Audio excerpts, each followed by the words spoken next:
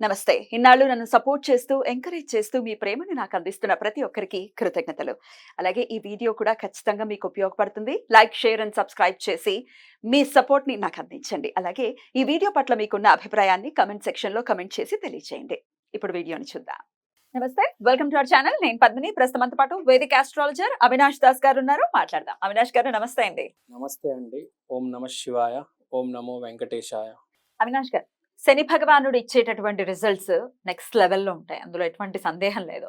అయితే మన కర్మల్ని బట్టే ఆయన రిజల్ట్స్ ఇస్తారనేది అందరికీ తెలిసినటువంటి విషయమే. అయినప్పటికీ ఆయన మరి రెమెడీస్ చేస్తే ఆయన ఏమైనా కొంచెం కనికరించే పరిస్థితి ఉంటుందా?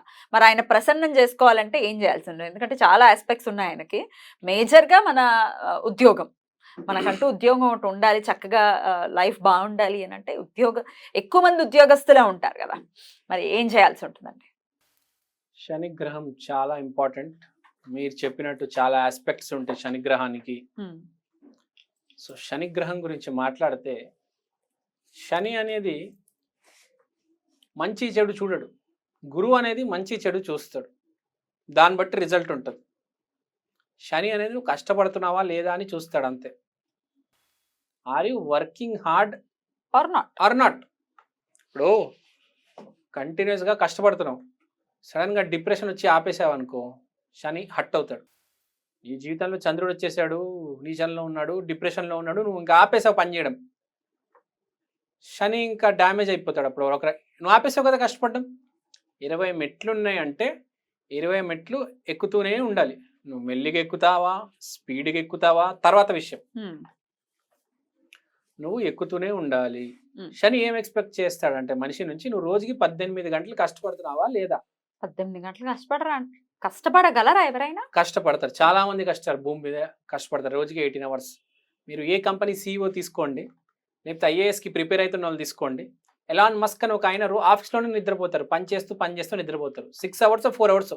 మోడీ గారు కూడా 4 అవర్స్ నిద్రపోతారు, పని చేస్తూనే ఉంటారు. స్పెషల్గా అనురాధ నక్షత్రం వాళ్ళు బాగా పనిచేస్తారు. మోడీ గారు అనురాధ నక్షత్రం విపరీతంగా పగలు రాత్రి పనిచేస్తారు.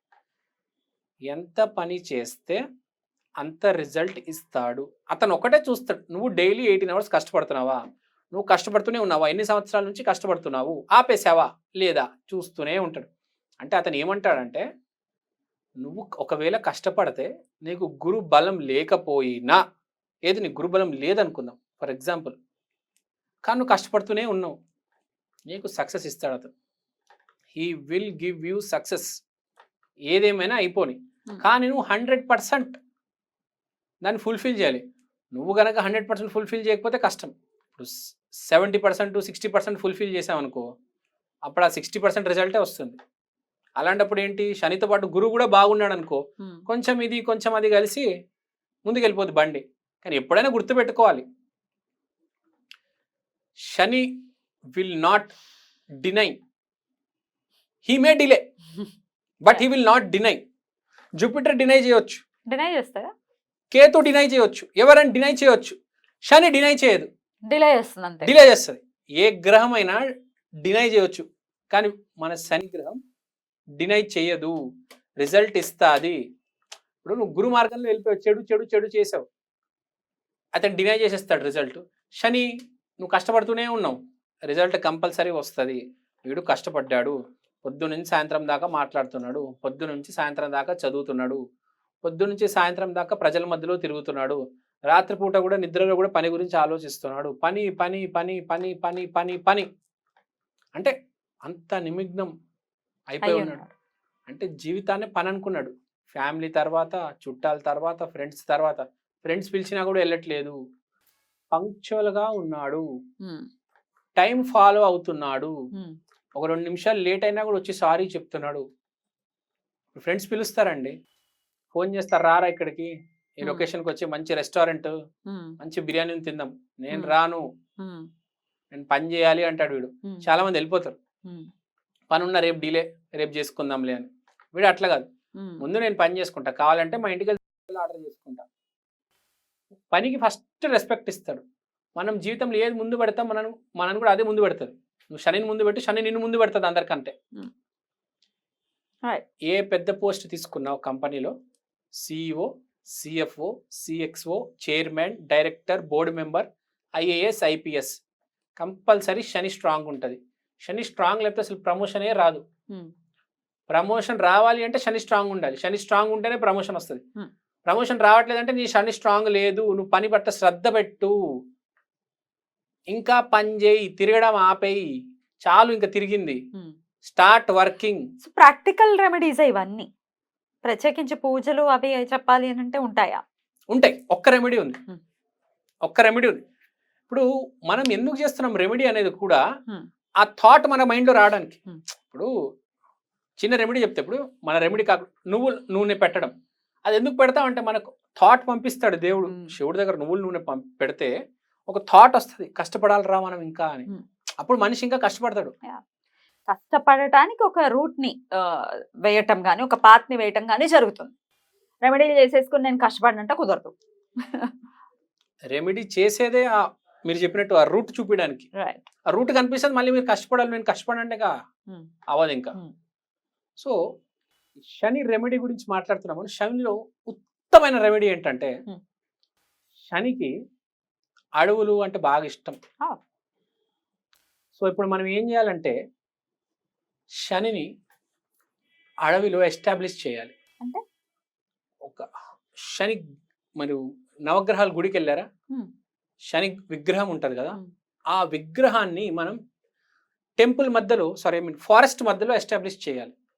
శని వైరాగ్యం తీసుకున్నాడు, ఇంట్లో పెట్టుకోకూడదు శని విగ్రహాన్ని. శని అంటే వైరాగ్యం తీసుకున్నాడు, పగలు రాత్రి పని చేసేవాడు.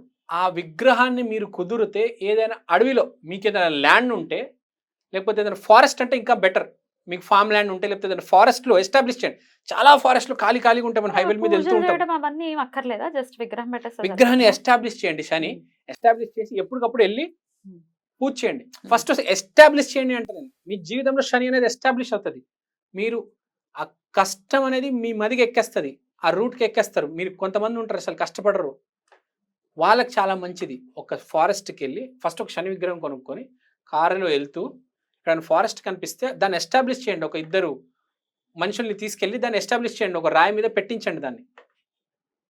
మీరు గుళ్ళే కడుతున్నారు, చాలా మంది వాళ్ళు చూస్తున్నా పీఠాలు పెడుతున్నారు. ఒక్క శని విగ్రహాన్ని ఫారెస్ట్ మధ్యలో ఎస్టాబ్లిష్ చేయలేరా? ఎంత ఖాళీ స్థలాలు ఉన్నాయండి అసలు, ఎకరాలు వేరే ఎకరాలు చూసుకోలేదా? మరి అక్కడ ఇట్లాంటి గుడి లేకపోయినా, అదే గుడిలో అలాంటి పరిస్థితి లేకపోయినా, ఆయనకి నిత్యం పూజలు అందుకోకపోయినా పర్వాలేదా? మీరు వెళ్ళాలండి. మీరు ఫస్ట్ శని వైరాగ్యం తీసుకున్నాడండి, అతను పట్టించుకోడు. మీరు ఎస్టాబ్లిష్ చేయండి ఫస్ట్, తర్వాత మీరు అటువైపు వెళ్ళినప్పుడు పూజించండి. మీరు ఎస్టాబ్లిష్ చేయండి. ఇప్పుడు గుడిలో పెట్టడం వేరు, ఇంట్లో పెట్టకూడదు, ఫారెస్ట్ లో పెట్టండి. ఎందుకంటే అతనికి ఫారెస్ట్ అంటే ఇష్టం, అతనికి ఇల్లు గుడి ఇష్టం లేదు. గుడిలో కూడా ఓకే ప్రజల కోసం, అతనికి ఇష్టమైన ప్లేస్ ఏంటి? ఫారెస్ట్. He likes forest. ఒకవేళ అలా పెట్టే పరిస్థితి లేదు అని అంటే ఏం చేయాల్సి ఉంటుంది? ఒకవేళ అటు పెట్టే పరిస్థితి లేదంటే మీరు ఎక్కడైతే ఎస్టాబ్లిష్ చేస్తారో దాని చుట్టుపక్కల మొక్కలు పెట్టండి, గ్రాస్ పెట్టండి. ఇప్పుడు ఏదైనా ఎస్టాబ్లిష్ చేస్తారు ఒక గుడి, దాని పక్కన ఇప్పుడు గుడిలో ఇప్పుడు శనికి సంబంధించి గుడి కట్టారు, దాని చుట్టూ చెట్లు, మొక్కలు, పొలాల మధ్యలో గుడి కట్టడం, పొలాల మధ్యలో శని గుడి కడితే చాలా మంచిది. అతని చుట్టుపక్కల గ్రీనరీ ఉండాలి, అది శనికి కావాల్సింది. అతనికి ఆర్భాటాలు ఇవి ఏమి ఇష్టం ఉండదు. ఇప్పుడు మెర్క్యూరీ ఉంది, మెర్క్యూరీకి చాలా ఆర్భాటాలు, ఇట్లాంటివి చేసుకుంటే డెఫినెట్ గా శని యొక్క అనుగ్రహం ఉంటుంది అని చెప్తున్నారు. ప్రాక్టికల్ గా మనలో కూడా మార్పు ఉండాలి. రైట్ అండి, thank you so very much. నమస్తే. నమస్తే.